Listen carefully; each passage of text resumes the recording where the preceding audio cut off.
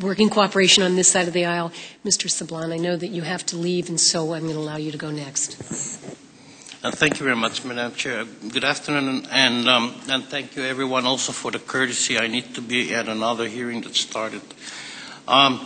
Any federal program of the size and scope of supplemental nutrition assistance program must constantly be monitored to make sure it is efficient, free of abuse, and reaching the people it is intended to help.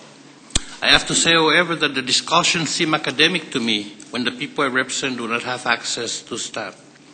The Northern Marianas receives a block grant each year that is supposed to be the equivalent of SNAP, but in fact only provides half, and sometimes less than half, the assistance the SNAP would.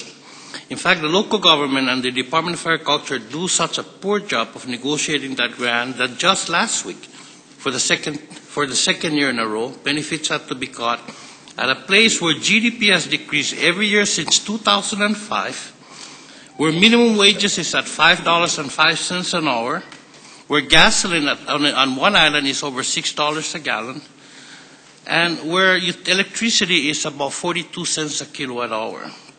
So food, much of it imported and shipped over long distances, is expensive in our islands. Yet for some 10,000 people, about 20% of the entire population are now forced to get by on $3.64 per day for food. I have tried doing this, and I plan to do it again. I can tell you that living on this little money to feed oneself is not healthy and very, very unpleasant. I've been working to get more food aid to the people since the day I arrived here in 2009. Secretary Vilsack provided his 13.6% increase that year to match the increase in the Recovery Act that other Americans received. Last year, Agriculture found another $1 million to add to the fiscal 12 block grant. But the fact is, this piecemeal approach, trying to fix a block grant system that simply cannot adjust to changing need, is not working. If it were working, benefits would not have been cut last week. So I have also introduced legislation, H.R. 1465, the Ajuda Act, which includes the Northern Marianas in SNAP.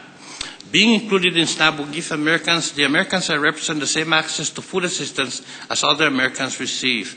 Being included in SNAP will make the system more efficient and will reduce fraud. Being included in SNAP will mean that as economic circumstances change in the Marianas, federal expenditures will go up or go down in response, replacing this zombie block grant program that operates oblivious to economic realities. Regarding the need to reduce fraud, an issue that we are almost concerned with, I would remind the subcommittee that when Northern Marianas Governor met U.S. Department of Agriculture officials here in Washington in February, he told them that fraud is occurring in the system he administers. Chairwoman Smith, Ranking Member Baca, Representative Pingree, and myself sent a formal request asking the department to investigate, but we have received no response. We have also received reports that the block grant program has been administered in the Northern Marianas in a manner that is in violation of the department's own civil rights policy.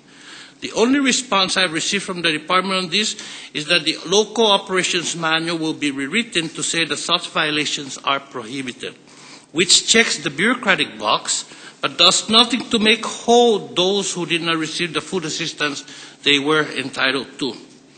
What is even more frustrating to me about this situation is the Secretary of Agriculture already has the statutory authority to extend SNAP to the Northern Mariana Islands. He could give my constituents the same assistance other Americans receive if he chose to do so. He could exercise greater management control to ensure that the reports of fraud and civil rights violation are addressed effectively. He has not. Last summer, in an open hearing of the Nutrition Subcommittee, department officials promised, "We will work with you on my goal to bring Northern Marianas into SNAP." As I mentioned, the department did provide an additional $1 million for the block grant for this fiscal year, but that was insufficient to keep benefits from being cut. What weighs on me each and every day is that hundreds of families I represent have to choose whether to pay their utility bills so their kids can have lights, electrical power to do their homework, or fuel their cars with very expensive gasoline to get to work, or put sufficient and nutritionally adequate food on the table. This should not be, SNAP has proven its value. It has long-standing bipartisan support because it is a program that works, responsive in times of need, helping the most vulnerable, and lifting people out of poverty.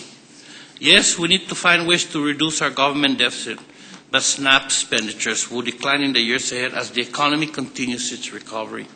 In the meantime, we need to continue helping those Americans who need our help, including those who live in the islands. And I thank you very much for the opportunity, Madam Chair. Thank you.